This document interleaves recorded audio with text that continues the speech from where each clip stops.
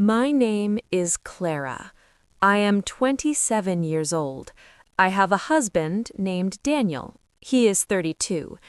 We live together in a small rented apartment on the edge of the city. We have been married for 4 years. Money was always tight, but our love filled every corner of that little home. Daniel worked at a textile factory owned by a man named Mr. Harlow. Mr. Harlow was wealthy, respected in public, and feared in private. He smiled in photographs, but ruled his workers through silence and pressure. No one questioned him, no one dared. Daniel had given nearly 4 years of his life to that factory. Every evening, I watched him walk through our door with hollow eyes and sore shoulders. He would sit at the table and tell me about the outdated machines, the slow production lines, the wasted hours. He brought these ideas to Mr. Harlow more than once. Each time, Mr. Harlow looked past him as if he had said nothing at all. But Daniel never stopped believing something would change. One morning, he rushed out so quickly that he left his lunchbox on the kitchen counter. I wrapped it carefully and decided to bring it to him myself. When I arrived at the factory, I asked a worker at the entrance for directions. Before he could answer, a tall figure appeared at the end of the corridor. Even from a distance, I recognized him from Daniel's descriptions. Mr. Harlow walked toward me slowly, looking me over with eyes that felt invasive, like hands before hands. I said, "I'm here to drop off my husband's lunch." He smiled and said, "Leave it with me. I'll see that he gets it." I reached out to hand him the box. He took it with one hand. With the other, he caught my wrist. I pulled back immediately. My heart was pounding. "I have to go," I said, and I turned and walked out without another word. I did not look back. I just needed to reach home. I never told Daniel. What words would I even use? That his employer had made me feel like something to be handled rather than a person to be spoken to? I told myself it was a moment, that perhaps I had misread it. I buried it and tried to move on. Weeks passed. I kept myself busy teaching at the small school nearby. I loved my students, but I had always dreamed of something more, a larger school in another city, a fresh beginning for both of us. One evening, Daniel and I sat together on the sofa after dinner. I turned to him and said, "I've been thinking. I want to apply to a school in another city, a better position. Maybe it's time we start over somewhere new." He was quiet for a long while. Then he said, "But my work, Clara. I've put years into this place, and we barely have enough saved to cover moving costs." I said gently, "I know, but I don't think staying is good for either of us." He looked at me for a long moment, then nodded slowly and said, "All right. Tomorrow I'll hand in my resignation." I knew what that decision cost him. He had fought hard for that job, but he loved me more than any of it. The next morning, Daniel walked into the factory with a letter in his hand. He came home that evening with something I hadn't expected to see, a genuine smile. He said, "Something strange happened today. When I told Mr. Harlow I was leaving, he actually listened. For the first time, he listened. He offered me a promotion, Clara, double the salary." I smiled. I tried to make it reach my eyes. But something inside me had already shifted. More money wouldn't change the way I felt every time I thought about that corridor. I wanted to leave. I just didn't know how to say it without explaining why. The weeks that followed were difficult in different ways. I had already given my notice at school.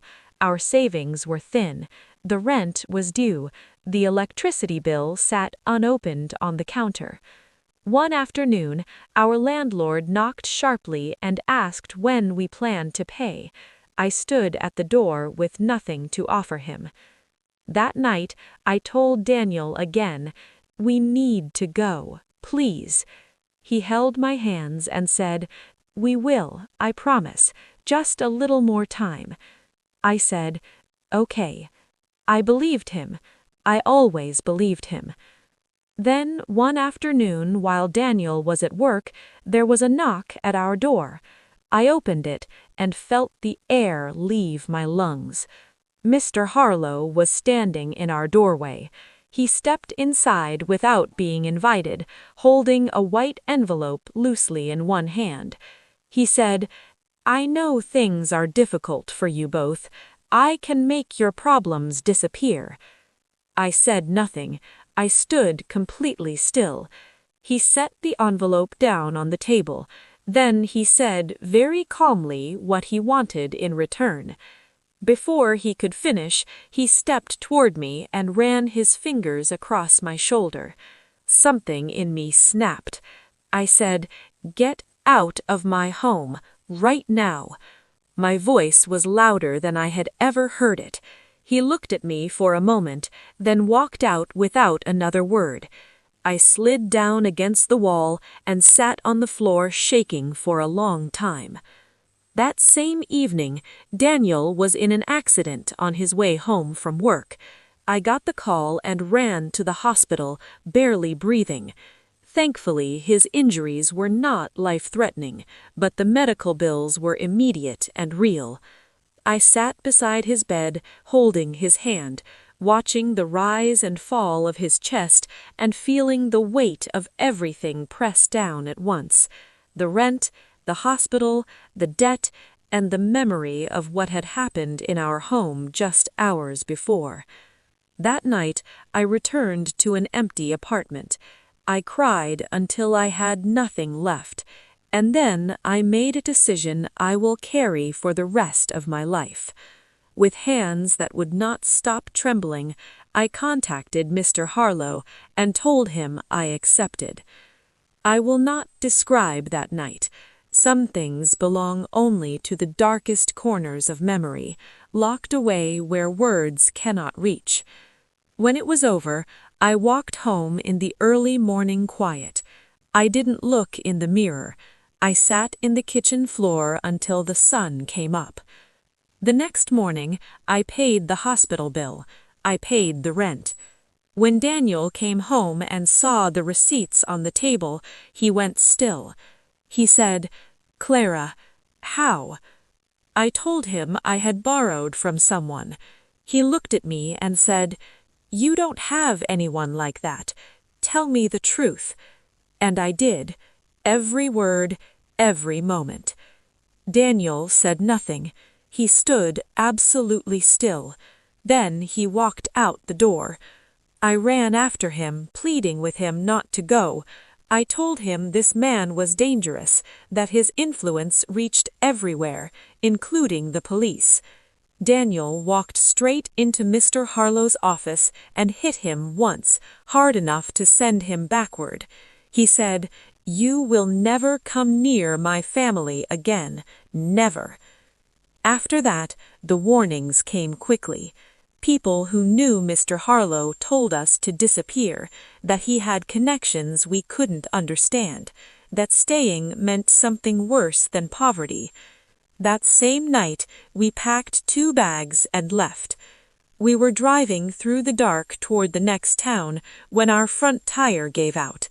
Daniel pulled to the side of the road and checked the damage. I stayed in the car watching the shadows. Then headlights appeared behind us, moving fast and unsteady. It was Mr. Harlow's car. I recognized the model. We dropped low and held our breath. The car roared past us without slowing, swallowed by the dark road ahead. We stayed hidden until morning. At a petrol station just outside of town, we heard the news on a small radio behind the counter. A car had crashed overnight. The driver had died on impact. The name they gave was Mr. Harlow's. I don't know what I felt in that moment. Relief doesn't quite cover it. Neither does grief. It was something quieter and heavier than both. We reached a new town by midday. Daniel found steady work within a few weeks. I applied to a large school and was offered a position teaching English. We have a small house now. It has a garden in the back. We don't speak about that night often, but sometimes I wake up in the dark with my pulse racing, and Daniel's hand finds me before I even have to ask. We survived. That is what I hold on to. If this story moved you, please share it with someone who needs to hear that survival is enough. Like, comment, and subscribe to English with Clara for more stories every week.